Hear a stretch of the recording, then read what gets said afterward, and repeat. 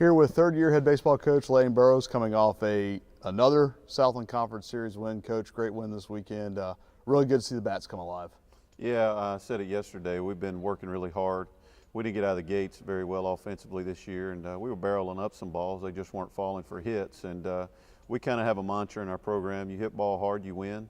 And we've been doing that, but it wasn't showing up on the scoreboard. And our guys have been working extremely hard by themselves with the coaches and as a whole as a team. And it's starting to pay off. You're seeing some of the fruits of our labor. And we had the big inning where we hit 4 in 1 inning. I'd never seen that before.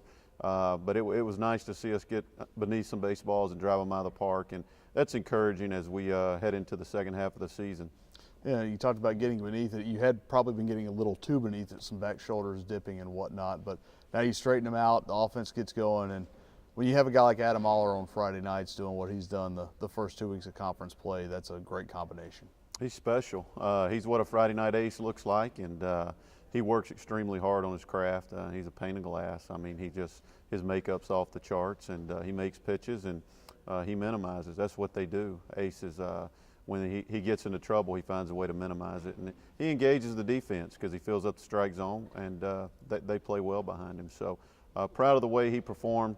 Obviously, Friday night, and his brother Josh did a great job. He does what he does, scatters some hits and competes and finds a way to get out of it, minimize innings. And Jeff yesterday, he absolutely shoved the ball in the strike zone and didn't get a lot of hard contact. Even the big inning they had early, not a lot of balls were hit real hard, but they found a way they hit them where we weren't. So proud of him.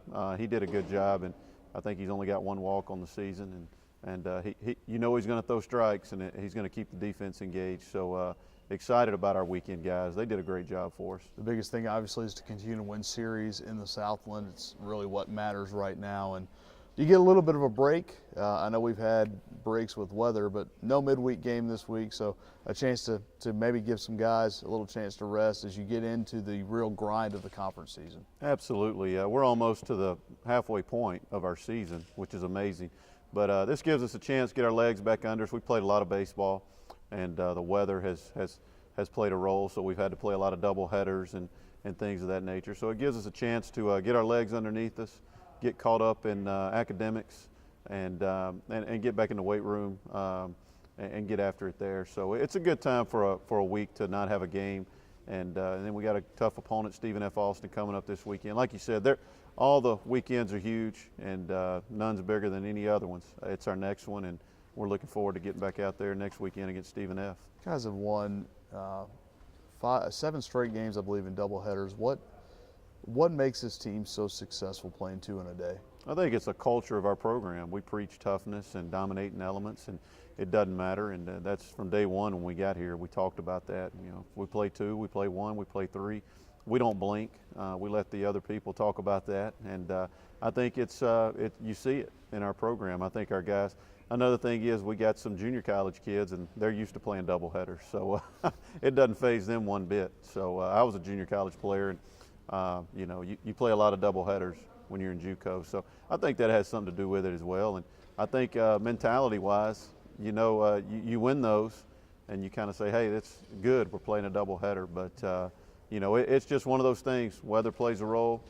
We don't complain about it. We just, what's next is kind of our deal. And our guys have done a good job mentally, not worrying about how many games we're going to play and going out and taking care of it.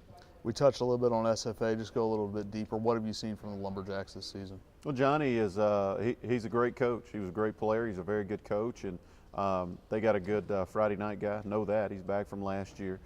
They run. They got a new guy in running their offense, so they're going to try to steal a lot of bases. And they played a tough schedule.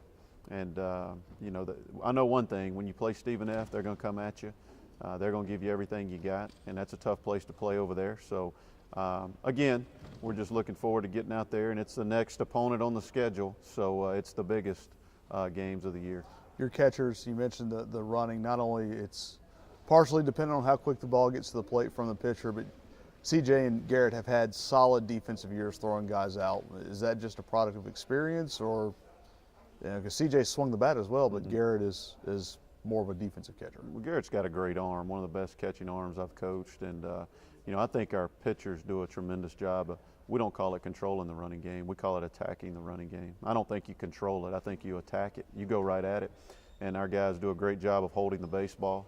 Multiple picks. Coach Barbier's done a great job of calling pitch outs when we felt that they were going to run, or it was a count that indicated they were going to run. And we've had success there, giving our guys a chance. So our guys are doing a good job getting the ball to the catchers, and they do a good job of getting it to our middle guys.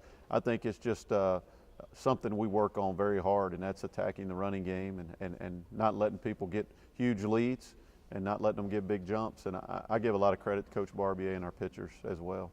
We'll step outside baseball real quick. I know this is such a family-oriented athletic department. I'm sure you want to say congratulations to Brooke and Scott Store and the women's basketball team for what they accomplished. Absolutely. I texted them yesterday and said our biggest ovations of the weekend was when they announced their scores at our game. So, look, we were pulling for them with everything we had, and we're going to be pulling for them in the NCAA tournament. Brooke and Scott are good friends of mine, and I've enjoyed our friendship. I think the world of them. They're great coaches, but they're class people, more importantly. And we're behind them 100%, and I told them yesterday I want to see them in the Final Four this year. Now, also, did you joke with them that maybe they put a little pressure on you to go down to a suburb of Houston and get one in May? Absolutely. Hey, I'm all for that. Number one, we want to get there, and then when you get there, anything can happen, as they can attest.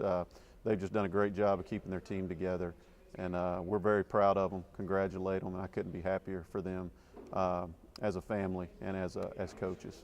All right, thanks, Coach. Thank you.